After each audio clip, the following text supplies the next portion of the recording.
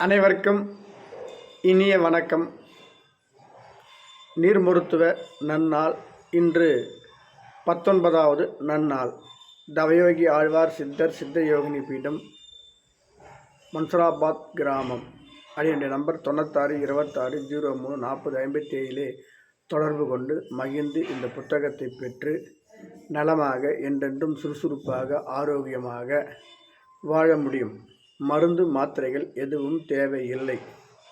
இதை மனம் ஒன்று போதும் மனதை வைத்து இந்த நீர் மருத்துவத்தை கற்றுக்கொள்ளக்கூடிய வரையில்தான் சிறிதளவு சிரமங்கள் இருக்கும்.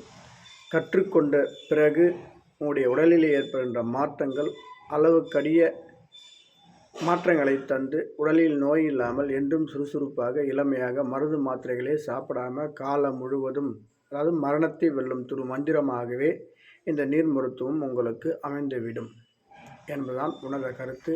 அடியேன் தெரிவிக்க கடமையாற்றுகின்றேன். அனைவரும் நீர் மருத்துவத்தை பின்பற்றுவோம், நலமாக வாழ்வோம். நம் சங்கதிகளுக்கும் இதை கடத்தி சென்று நம் சங்கதிகளும் வாழ முடியும். ஏனென்றால் ஒரு இல்லத்திலே ஒருவர் நீர் மருத்துவத்தை கற்றுக்கொண்டால் அவர் எவ்வாறு செயல்படுகிறார், என்ன பண்ணுகிறார் என்பதை பார்க்கக்கூடிய நம் சங்கதிகள் அனைவரும் அதை கற்றுக்கொண்டு நலமாக வாழக்கூடிய ஒரு ஆற்றல் சக்தி இந்த பிரபஞ்சம் தருகிறது. உணவு எடுப்பதனால் இந்த பிரபஞ்ச சக்தி வருவது நமக்கு தெரியவில்லை. உணவை நிறுத்தி பார்க்கின்ற பொழுது உடலிலே எந்த அளவுக்கு மாற்றங்கள் ஏற்படுகிறது, உடல் ஆரோக்கியம் இருக்கிறது என்பதை புரியக்கூடிய அளவிற்கு ஒவ்வொரு மனிதனுக்கும் இந்த பிரபஞ்சம் அந்த பிரபஞ்ச ஆற்றலை நமக்கு செலுத்தி கொண்டுதான் இருக்கிறது.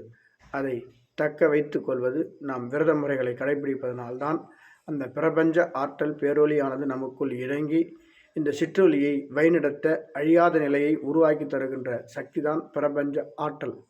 அப்படிப்பட்ட பிரபஞ்ச ஆற்றல் அந்த பேரொலியினுடைய இரகசியத்தை புரிந்து கொள்ள வேண்டுமானால், தெரிந்து கொள்ள வேண்டுமானால் கண்டிப்பாக ஒரு மனிதன் நீர் மருத்துவத்தை பயன்படுத்தி உபாச முறைகள், அதாவது விரத முறைகளை கடைபிடித்து பிராணம் என்று சொல்லப்படுகின்ற அந்த பிராணயாமத்தை செய்தால் போதும் அனைத்தும் சகலம் ஐஸ்வர்யம் உங்களை தேடி வந்துவிடும் என்பதுதான் உணர்ந்த கருத்து. அனைவருக்கும் நன்றி, வணக்கம்.